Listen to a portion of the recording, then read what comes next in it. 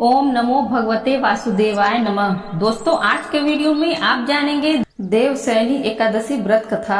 आषाढ़ माह के शुक्ल पक्ष में आने वाली एकादशी को देवशयनी एकादशी के नाम से जाना जाता है। धार्मिक शास्त्रों में एकादशी व्रत का विशेष महत्व बताया गया है। कहते हैं कि जो व्यक्ति एकादशी का व्रत रखता है उसे श्री हरि विष्णु की कृपा प्राप्त होती है और जीवन में सारी परेशानियां दूर हो जाती हैं। देवशयनी एकादशी, जैसा कि नाम से ही ज्ञात होता है कि इस दिन से भगवान विष्णु योग निद्रा में चले जाते हैं और इसके 4 महीने बाद देव उठनी एकादशी पर पुनः निद्रा से जागते हैं। देवशयनी एकादशी व्रत कथा। धर्मराज युधिष्ठिर ने कहा, हे केशव, आषाढ़ शुक्ल एकादशी का क्या नाम है?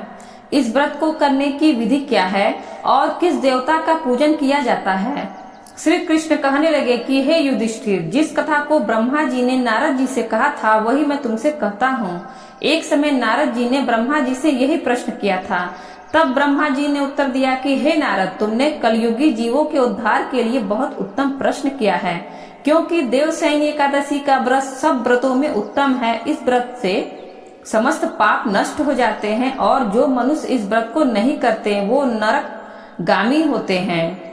इस व्रत को करने से भगवान विष्णु प्रसन्न होते हैं। इस एकादशी का नाम पद्मा है। इसे देवशयनी एकादशी, विष्णुशयनी एकादशी, आषाढ़ी एकादशी और हरिशयनी एकादशी के नाम से भी जाना जाता है। अब मैं तुमसे एक पौराणिक कथा कहता हूँ, तुम मन लगाकर सुनो। सूर्यवंश में मानधाता नाम का एक चक्रवर्ती राजा हुआ है, जो सत्यवादी और महान प्रतापी था। वह अपनी प्रजा का पुत्र की भांति पालन किया करता था। उसकी सारी प्रजा धन धान्य से भरपूर और सुखी थी। उसके राज्य में कभी अकाल नहीं पड़ता था। एक समय उस राजा के राज्य में 3 वर्ष तक वर्षा नहीं हुई और अकाल पड़ गया। प्रजा अन्न की कमी के कारण अत्यंत दुखी हो गई। अन्न के न होने से राज्य में यज्ञ आदि भी बंद हो गए। एक दिन प्रजा राजा के पास जाकर कहने लगी कि हे राजा, सारी प्रजा त्राही त्राही पुकार रही है, क्योंकि समस्त विश्व की सृष्टि का कारण वर्षा है।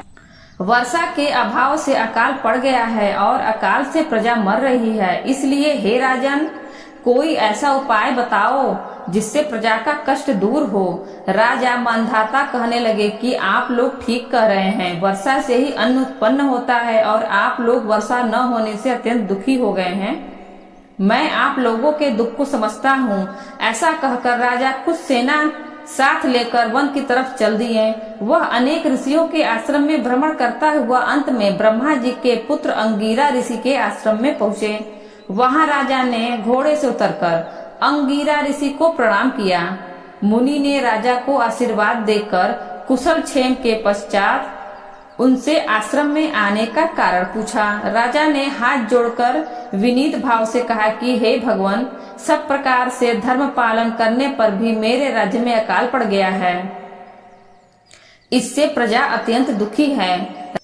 राजा के पापों के प्रभाव से ही प्रजा को कष्ट होता है। ऐसे शास्त्रों में कहा गया है, जब मैं धर्मानुसार राज्य करता हूँ तो मेरे राज्य में अकाल कैसे पड़ गया?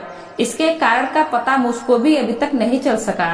अब मैं आपके पास इसी संदेह को निवृत्त कराने के लिए आया हूँ। कृपा करके मेरे इस संदेह को दूर कीजिए, साथ ही प्रजा के कष्ट को दूर करने का कोई उपाय बताइए। इतनी बात सुनकर ऋषि कहने लगे कि हे राजन, यह सतयुग सब युगों में उत्तम है।